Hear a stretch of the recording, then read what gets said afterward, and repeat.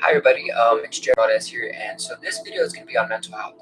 And so, just a discussion around mental health and why there's this stigma against mental health. People seeing a therapist. My family for the longest time, they growing up, you saw a therapist. You don't, it's in the Hispanic culture specifically. We see it as mental health, you sweep it under the rug. It's not there. You are, sound in your mind, and it's not there. It's in your head. And so, with that thought process, you kind of bottle up so much emotion, as you get older. And so, I think that's why Hispanics are predominantly more aggressive and, probably have a high, mental health rate problem. And so, I don't know what to say. Okay. And so, but mental health, I think it needs to be more focused on it. We need to change the whole, discussion surrounding it. I think mental health is vital for any person, and I think seeing a therapist is good because you could just it's like a friend. You discuss your problems and your issues, and it's cool.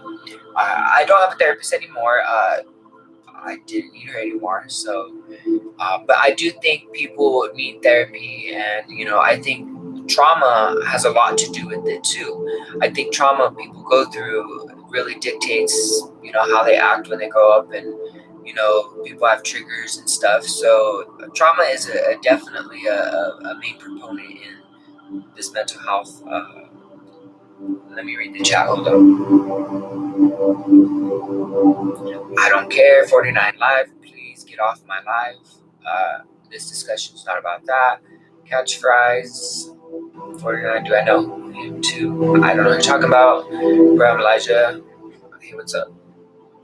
And so, mental health, I think, is vital. And I think people's perception of mental health is off. I think, people have such a judgment, like to judge people who are different, and that's fine. But perception is not always reality, right? And so I think when you see it that way, you kind of have more empathy and kind of have more humility for people who suffer from any type of mental health issue. Like, I think bipolar, anxiety, depression, all of that above. And so that's where you start the discussion. Like, Oprah has a really cool new, let me bring it up here. Oprah, her new series where she, Oprah discusses like people's traumas, and it's just she has so much substance in this conversation on her new show. And so Prince Harry, she interviewed Prince Harry, Lady Gaga, a few other big names. And so let me see.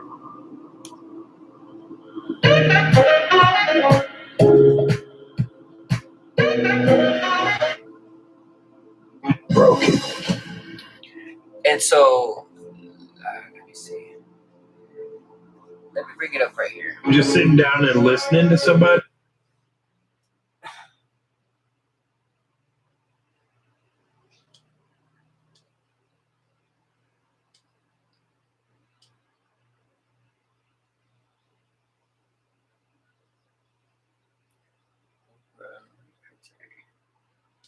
I think he's really fine. Prince Harry is sexy.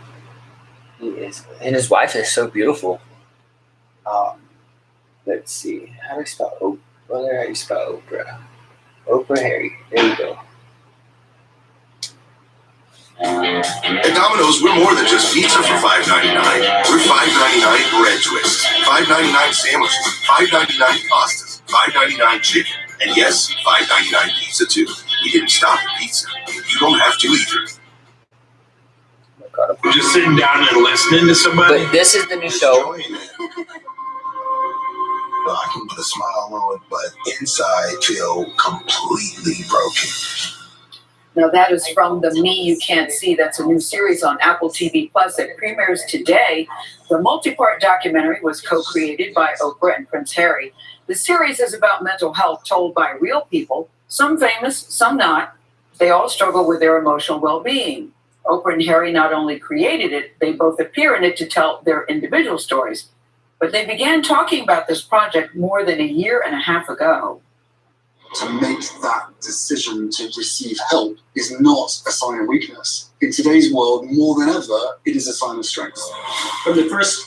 And so they did this whole series, and so Prince Harry, the finest man in the world, he basically discusses the topic of mental health and just how people have so much trauma bottled up over so many years, and so they never really got help for it. And so he's discussing his trauma, even though celebrities, they have probably the most trauma because they are like in the spotlight 24/7, and that's like not a good feeling like as a human, like so yeah, they discussed this topic. And so let me do this. They discuss this topic on mental health. And so my personal experience with mental health is, I recorded a video on this, but I rather just do it live. And so I think, I'm bipolar. And so something in my head, like when I don't like something that somebody does, I will literally, like in my head, like get so pissed off. And, and sometimes my mouth can, I can be really belligerent to people, especially when I drive. I pretty much like, let me, so this is actually cool. And so, where I used to live, where I grew up, on 8th and Santa Fe. I grew up on Inca. And so when I'm always at that stoplight, for some crazy reason, there was this guy the other day. He was this white guy in a big ass truck. And so I guess I cut him off or something. I cut him off and he got really pissed off. And so he comes up to we stop at the stoplight that's ahead. And he comes out of his car and bangs on my window. And he's cussing me out. And so my auntie's with me, and Auntie Lucille, and we're just looking at each other like, and I flip out on this guy. I start cussing him, get out of my window. I said, what are you doing coming up to my window? I don't know what you're talking about. You need to get back in your car. And I was screaming at him though with like a livid voice. And so he was going to sock me, and I rolled down the window. And so, I don't know, in that instance, this other guy in the car in front of us got out of the car and started shouting. And so, in that instance, I didn't know how to react. And so, I was like, that's not the first time that's happened in that intersection. That happened another time with this other guy. He screamed out the window, calling me I was the F saying it. He said I was that, and he kept saying it. And, I just got pissed off, and I started cussing him out, calling him all kinds of names. And, in those instances, I control myself in terms of like, going, off on somebody. And so, I have triggers like that. And, but I manage pretty well. I've had therapy. I, know how to manage the symptoms of the depression that comes with bipolar and the anxiety and the paranoia. So I've also, done a lot of work on that. So I give myself props there. But in terms of like active triggers all the time. And so, just coping with mental health issues is a struggle for sure. But I do get notifications. Crazy crackhead. Somebody said crazy crackhead banging outside Jared's window. I don't think he was on crack. I think this is what happened. He's not a crackhead, I don't think, but he did have a temper on him. White guys in their trucks, white men in particular, older white men with their trucks, they be always on the road. Just, I don't know why they like bullying me. And so, they could kiss my ass. And, he basically was like insulting me just because I cut him off. And I understand that. You're going to get out of your car, come up to my window. Am I that important? Were you that fucking mad that, you had to come up to my car? So I controlled my anger there. So I was very proud of myself there. But people, have mental health issues and are short-tempered like that. So you got to know how to react. And so I know how to react now. And so, yeah, he's not a crackhead. Why you give notifications? I give notifications because how people can know I'm live. So I could turn it off. You could turn it off yourself. So just go to my profile and turn it off. That's a problem for you. So there you go. Maybe you sub to him because you're subbed to him. Okay. It's cool how Jared's changed over the 9 years. Yeah, I've changed a lot in terms of my mental health for sure. I get out more. I go do things way more than I used to. I could be better for sure, but you have a hard time controlling your anger. You just gotta meditate, like just be in the moment for a second and connect with the source of who you are as a human, and you just kind of like let all the exterior stimulants go. And so that's how I do it because I have massive anxiety. Like it's beyond like I just can't believe that I've had this anxiety, but it goes away at times. So that's why I can like reflect on it. Like it goes away sometimes, but I do have anxiety just in many circumstances in life.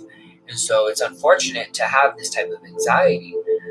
But the way, I used to smoke a lot of weed and that would help my anxiety. And another reason I made this video, because I finally have the courage to make a video because I have anxiety making these videos because hundreds of people used to watch them and still do. And so it's just kind of intimidating to be on any kind of social media talking. And so I developed an anxiety to that. And so, but I break it when I go on. Just, you got to do it just to get over it. And so,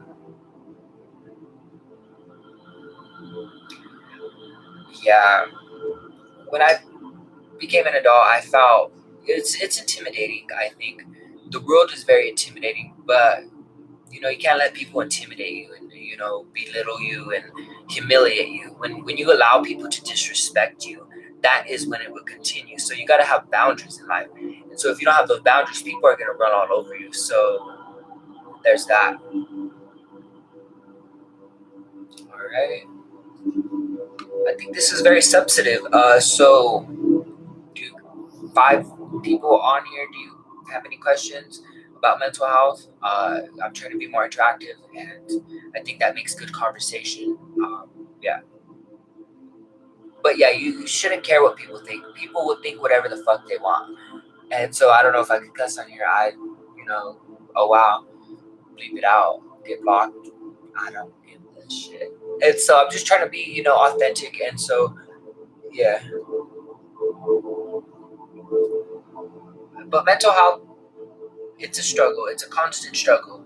And, people can hide their ailments or whatever they have going on. But, at the end of the day, what you hide will come to the surface. And so I really believe that. And so that's why, I think CB, whatever it's called, behavioral therapy and trauma therapy is beneficial to people with severe trauma. I think, it's good for PTSD. It's, you're retraining your pathways because somewhere along the way, something traumatic happens to somebody, right? And so your left and right brain don't work accordingly, like somebody who didn't have that trauma. So, yeah. But yeah, this discussion was cool. Thank you guys for being on here. I appreciate it. It's 14 minutes long. I'm getting tired of talking. I'm getting really bored of talking, and so mainly about specific topics. Because I used to be on podcasts all day, every day, talking. I would talk about just so many different issues, and so I do miss that aspect. That's why I'm using this mic and stuff because I miss podcasting. Like podcasting, you don't have to show your face. You don't have to, really interact with anybody other than the host or the other people on the podcast. So,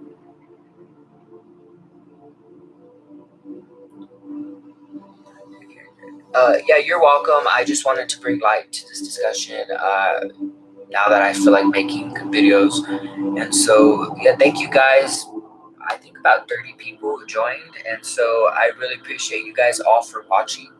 I really want to start streaming more and making more YouTube videos and get the courage to do it because it's something I love and it's just an outlet for me.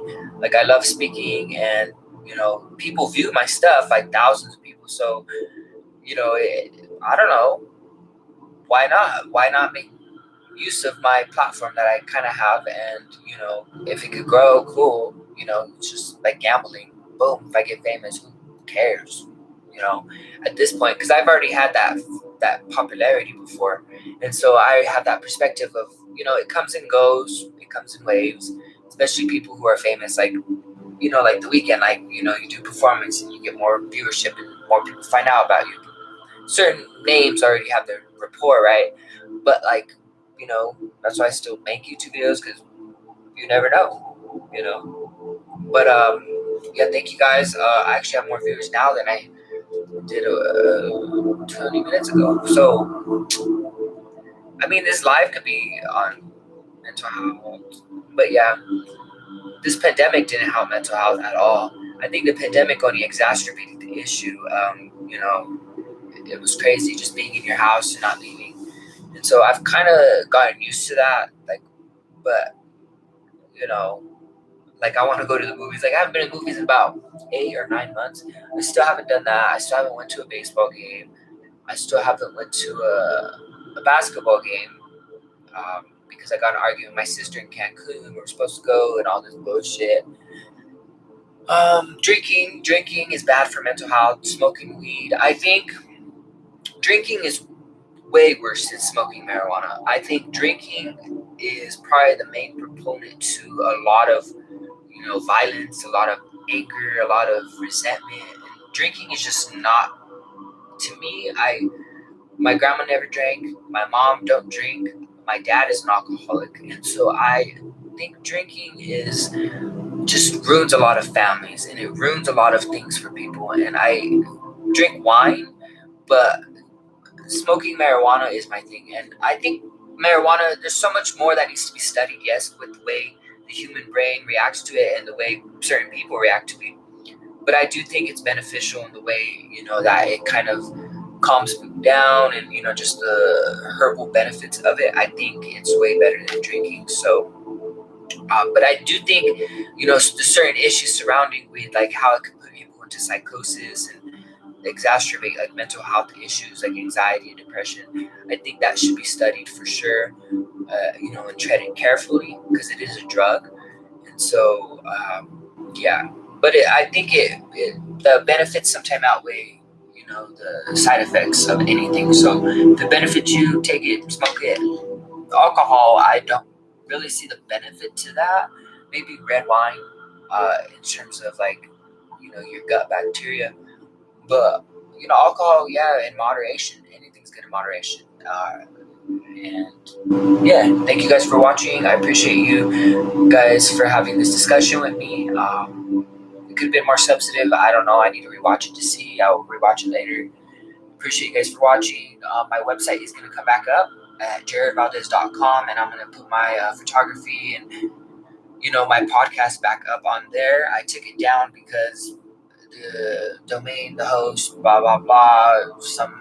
This guy told me basically that I need to secure my URL because hackers could DDSM it, which a lot of people used to DDSM my router because they found out where I lived and stuff. So I had to change all that stuff. But yeah, people used to